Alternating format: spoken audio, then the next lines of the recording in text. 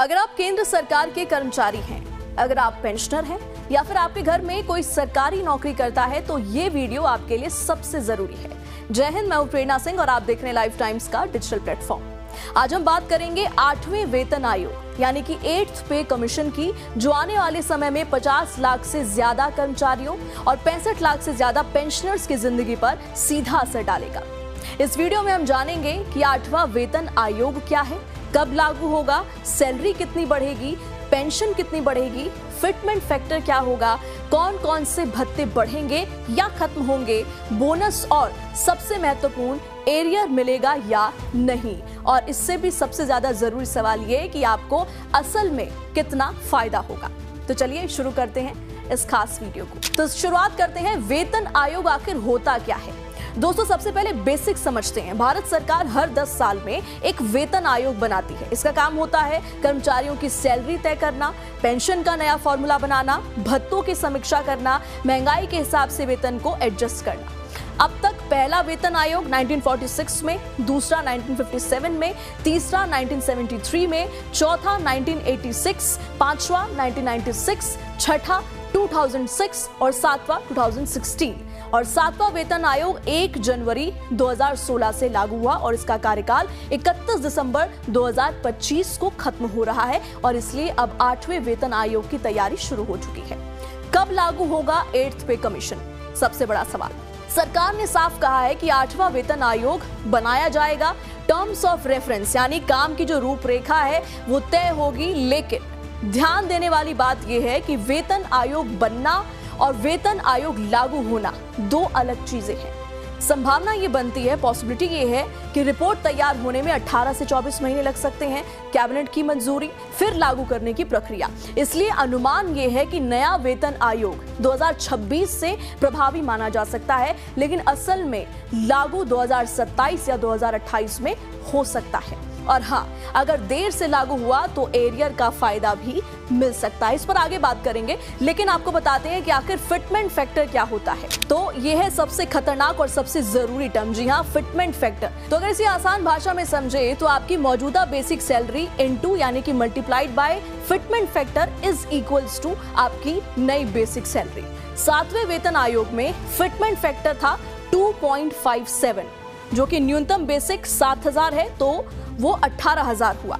तो 8वें वेतन आयोग में चर्चा यह है कि 1.8 हो सकता है, थोड़ी सी कम इसकी पॉसिबिलिटी है। इसके अलावा 2.28, 2.46 और 2.86, और जो 2.86 है वो कर्मचारी संगठनों की मांग है।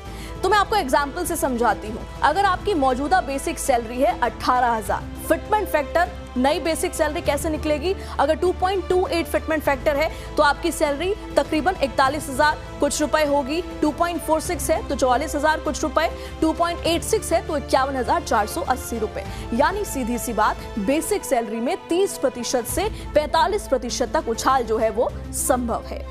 कुल सैलरी लेकिन कितनी बढ़ेगी, ये भी बड़ा सवाल है। तो आपको बता दें कि सिर्फ बेसिक ही नहीं बढ़ती, नई बेसिक के साथ बढ़ते हैं डीए, एचआरए, टीए और बाकी के अलाउंस। मतलब अगर आपकी मौजूदा सैलरी 50,000 है तो 8वें वेतन आयोग के बाद वो 65,000 हो जाएगी, 70,000 हो जाएगी या उससे ज्यादा भी हो सकती है। सब कुछ डिपेंड करेगा, निर्भर करेगा आपके लेवल पर, पोस्ट पर, शहर, जो भी XYZ कैटेगरी होगा उस पर निर्भर करता है, और फिर आपकी फाइनल सैलरी निकल करके आएगी। अब पेंशनर्स की अगर हम बात करें तो पेंशनर्स को क्या मिलेगा? तो 65 लाख पेंशनर्स हैं। कैसे पेंशन जो है वो बढ़ेगी? तो नई बेसिक सैलरी का 50% जो है वो नया पेंशन होगा। फॉर एग्जाम्पल, उदाहरण से समझाते हैं। अगर अभी पेंशन है 9,000 और बेसिक बढ़कर 44,280 हो गया है तो नई पेंशन आपकी होगी 22,140, यानी कि पेंशन में भी 30 से 40% की बढ़ोतरी जो है वो संभव है। इसके अलावा डीआर की अगर बात करें यानी कि डियरनेस रिलीफ, तो डीआर भी नई पेंशन पर लागू होगा। पेंशनर्स को डीए के बराबर राहत मिलती रहेगी। भत्तों का क्या होगा? तो 8वां वेतन आयोग सिर्फ सैलरी नहीं देखेगा, ये समीक्षा करेगा कि एचआरए यानी घर किराया भत्ता, टीए यानी यात्रा भत्ता, बच्चों की शिक्षा, मेडिकल भत्ता, स्पेशल ड्यूटी अलाउंस।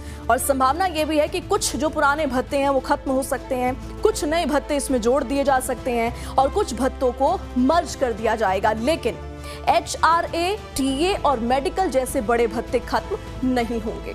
अब अब आपको बताते हैं बोनस और ग्रेचुइटी के बारे में। तो नॉन गेजेटेड कर्मचारियों को बोनस मिलेगा और ग्रेचुइटी की सीमा जो है वो बढ़ सकती है।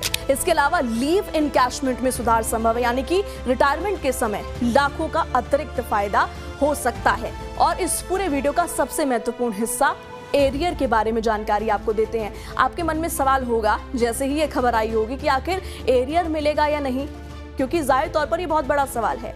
तो समझाते हैं, अगर वेतन आयोग 2026 से प्रभावी माना गया लेकिन लागू 2028 में हुआ तो 2 साल का एरियर मिल सकता है, यानी एक साथ 2 से 5 लाख रुपए तक मिल सकते हैं। अब इसका फायदा किस किस को होगा, कौन कौन जो है जो इसका लाभ उठा सकते हैं, तो वो होंगे केंद्रीय कर्मचारी, रेलवे, रक्षा कर्मचारी, सीएपीएफ, सभी केंद्रीय पेंशनर्स।